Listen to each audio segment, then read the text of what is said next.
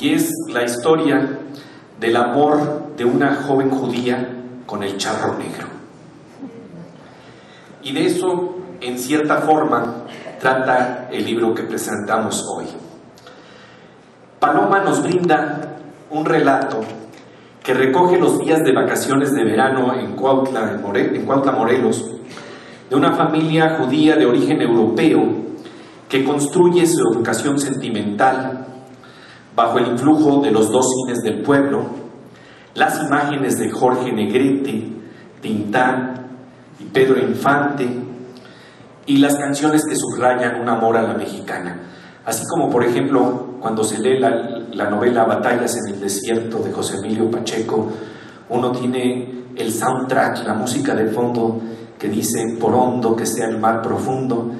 En el libro de Paloma, el soundtrack dice algo así como: dicen que ando muy errado, que despierte de mi sueño, pero se han equivocado, porque yo he de ser tu dueño. Y bien, en este contexto, la bella muchacha judía de 15 años se encuentra con un muchacho moreno, guapo, en traje de baño, con rasgos indígenas, que resulta ser uno de los protagonistas de las funciones de lucha libre, en donde se enfrentan Blue Demon y Wolf Rubinsky. Y esto lo planteo nada más simple y sencillamente para aumentar el nivel simbólico que propone el mestizaje cultural del que habla Paloma en este libro. El muchacho moreno es también luchador y se llama el Charro Negro. El muchacho le invita al Zócalo, y así podemos ver la versión mexicana del violinista en el tejado.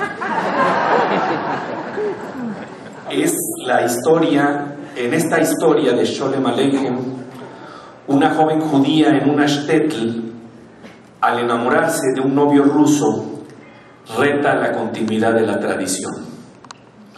En este caso, el novio ruso se vuelve el charro negro de una atracción arquetípica, la atracción por el otro, el enamoramiento de otra cultura. Y este es uno de los ejes que para mí son clave de lo que nos plantea el libro de Paloma. Mediante postales, fotografías, en las que destaca la colección de Manuel Teifel, se abre una serie de testimonios sobre la presencia judía en México. Decía Milán Kundera que una persona o un personaje no es más que unas cuantas palabras alrededor de las cuales gira. En este caso, nuestro personaje es una comunidad con edad incierta. La comunidad judía de origen europeo ashkenazi cumple 90 años, pero en el 2005, y eso me consta, ya habíamos celebrado los 100 años de esta comunidad. Y esto tal vez se debe a que no queremos errar, ¿no? Cuando se quiere festejar el Año Nuevo, para no errar si de verdad estamos con el calendario sincronizado a nivel mundial en Jerusalén, entonces lo celebramos dos veces.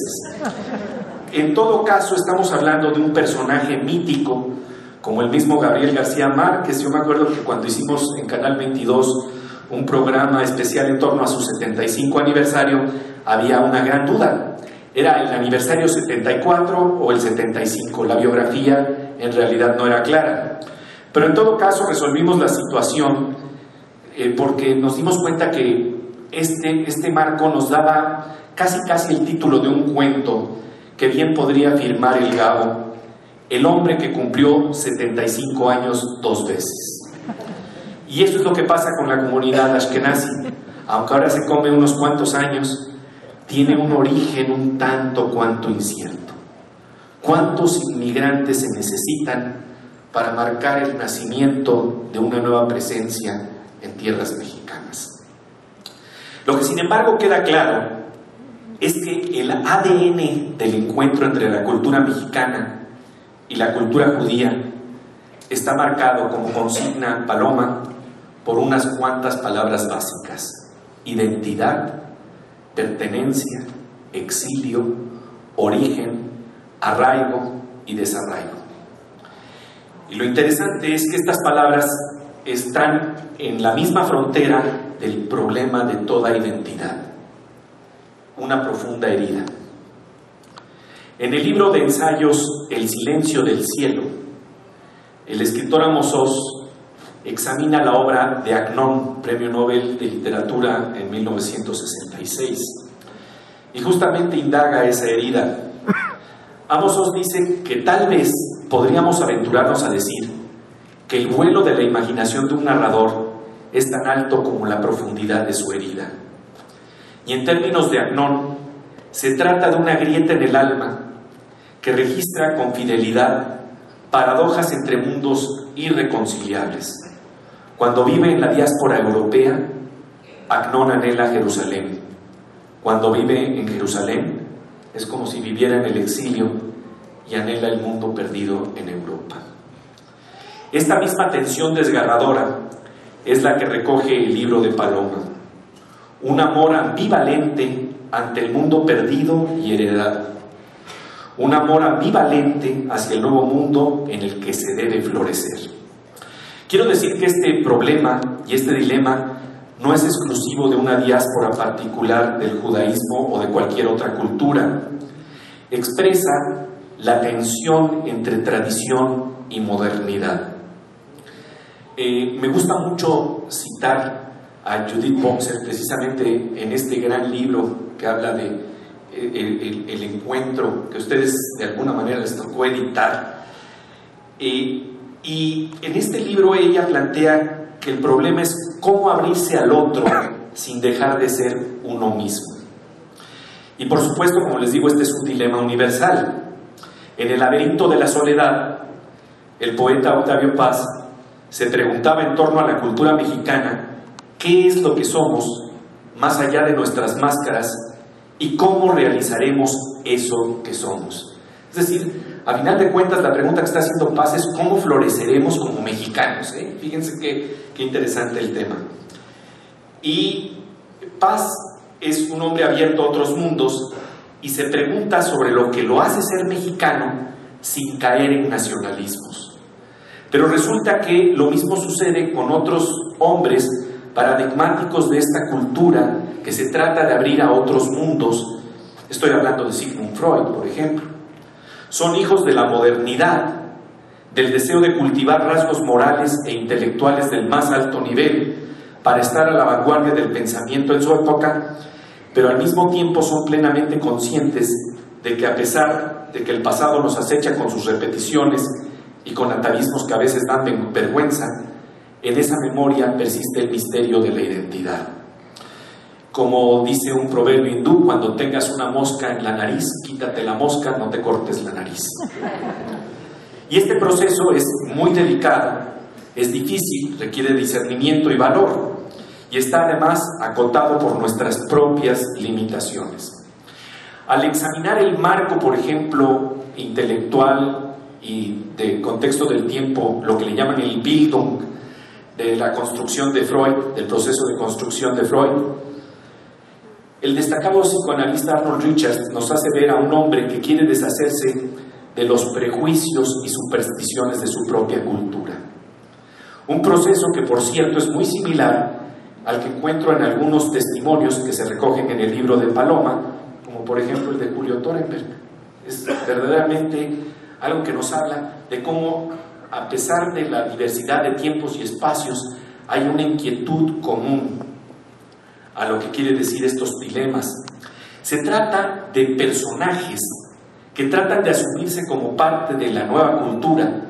En el caso de Freud era de la cultura alemana, en el caso de Julio Thorenberg la mexicana, y que tienen rechazo a eso que llamaríamos un judaísmo de silencio, pero en ese silencio ominoso que aparece en el libro de Paloma una y otra vez, en torno al silencio que oculta el horror de la Shoah, y que no quiere hincarse ante el antisemitismo, y que se interna en un viaje hacia la asimilación de lo mejor de otra cultura.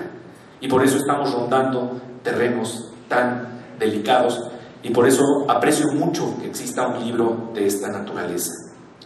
En el caso de Freud es notable, por ejemplo, cómo él viste de manera elegante porque quiere salir de la mirada que lo limita en el estereotipo del judío.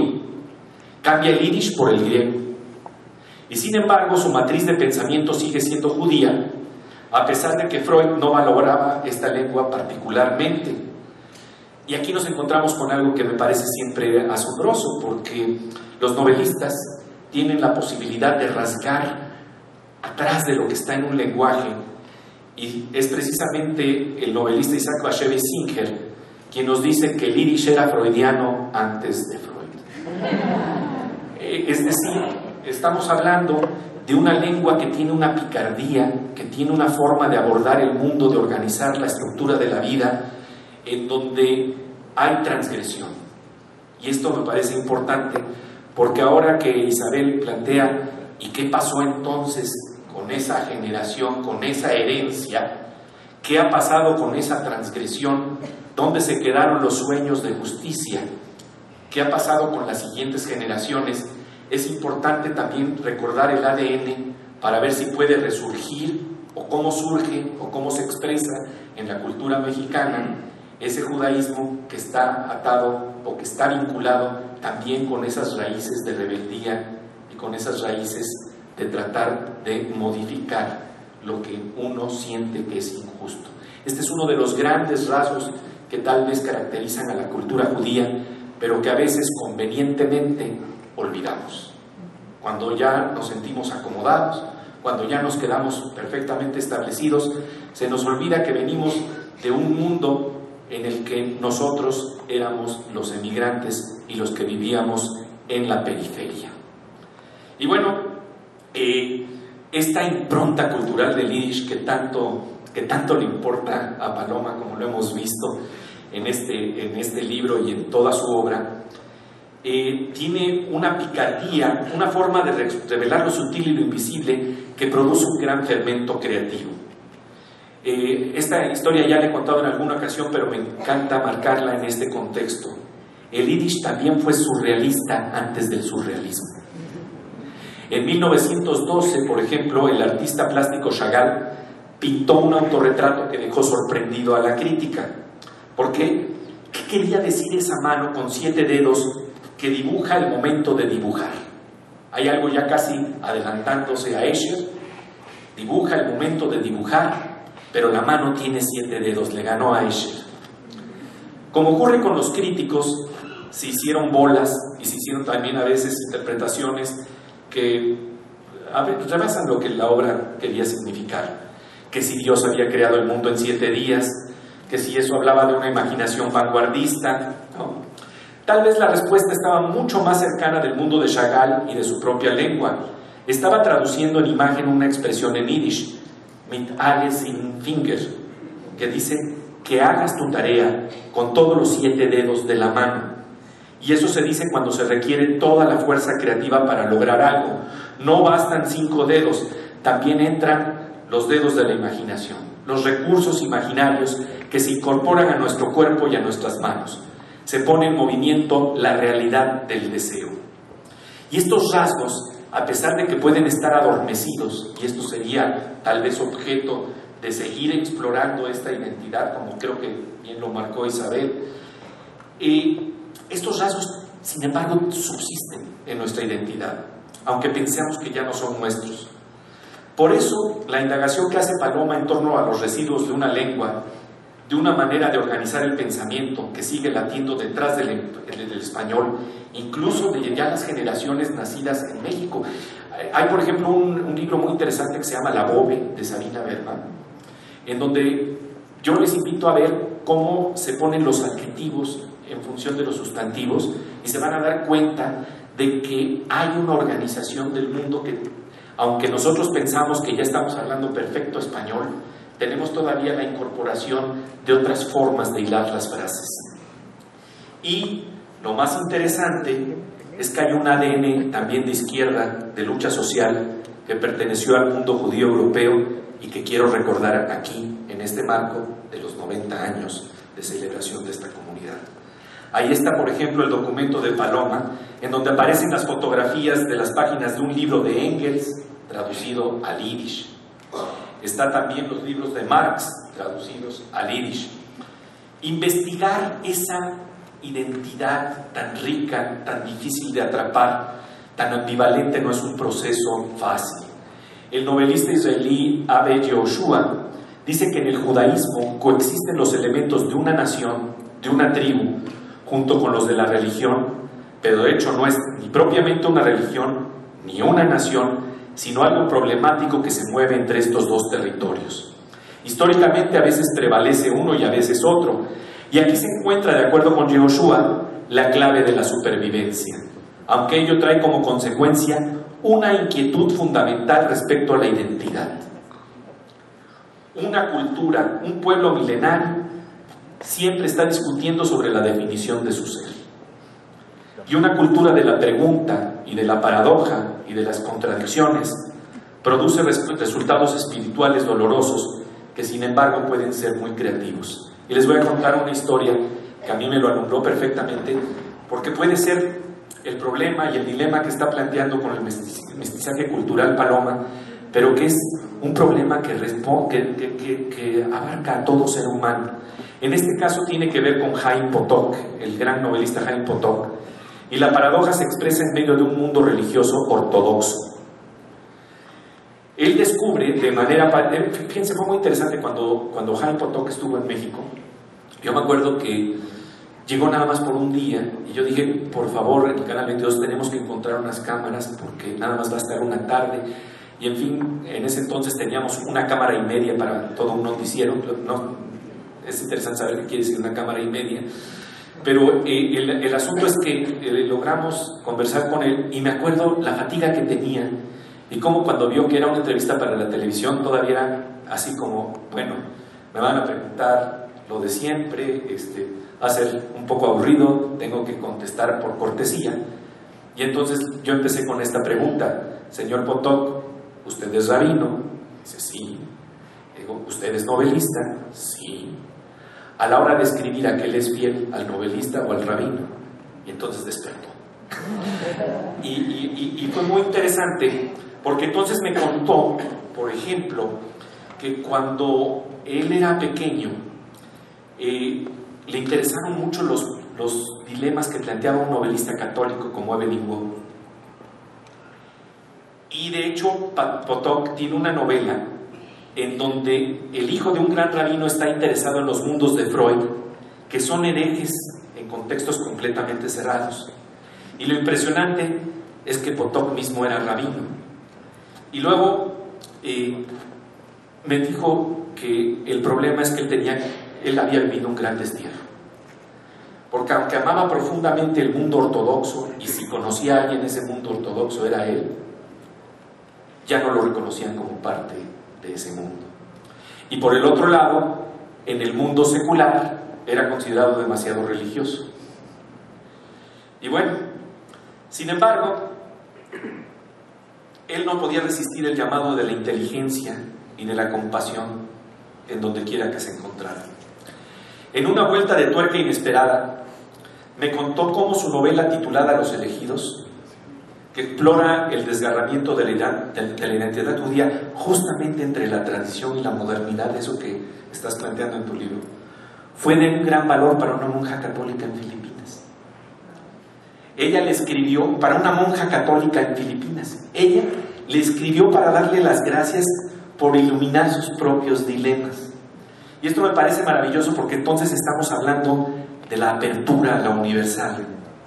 El laberinto de la identidad así resulta que atraviesa los mundos más diversos, atraviesa ese mundo europeo en donde vivió el judaísmo y que tiene incluso elementos comunes que a mí me emocionan. De hecho, el padre de Paloma nació en el mismo pueblo donde nació mi madre.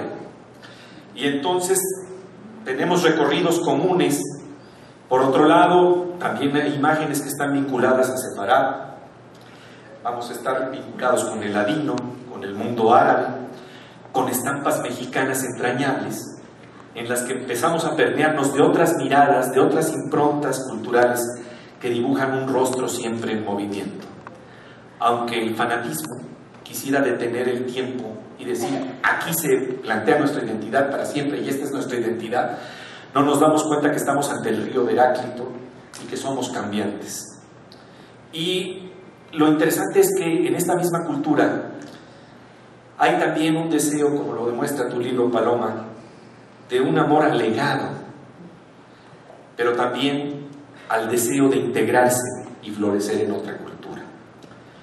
Pero esta contradicción, yo pienso, tal vez se puede resolver con la idea de que no tan solo somos judíos por herencia, sino que también somos judíos por florecer.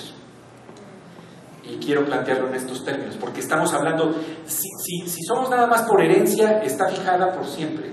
Si somos por florecer, es un proceso dialéctico, continuo. Y esto ya lo formulaba curiosamente el Talmud, que nos ofrece una gran perla de sabiduría para enfrentar esta paradoja, para enfrentar la ambigüedad. El filósofo David Hartman formuló así un pasaje clave del Talmud: ten un corazón con muchos cuartos para que ahí quepan todas las verdades. Y lo voy a parafrasear: ten un corazón de muchos cuartos para que ahí quepan todas las identidades. En vez de negar la paradoja, se abraza, se asume, y así entonces al florecer como judíos podemos florecer como mexicanos. Al leer el libro de Paloma, recordé un ejercicio que hice en la serie de cápsulas televisivas de Imaginantes, que habla justamente del deseo de estar integrado en las estampas del paisaje de la lotería mexicana. Y entonces, al terminar de ver esto, que va a ser una cápsula nada más de 1 minuto, quiero nada más decir 3 palabras finales, pero quisiera que viéramos este ejercicio porque de alguna manera siento que está profundamente ligado a lo que has estado planteando de este mestizaje cultural, de este amor por el otro y por nosotros mismos. Entonces, les pido por favor si ponemos la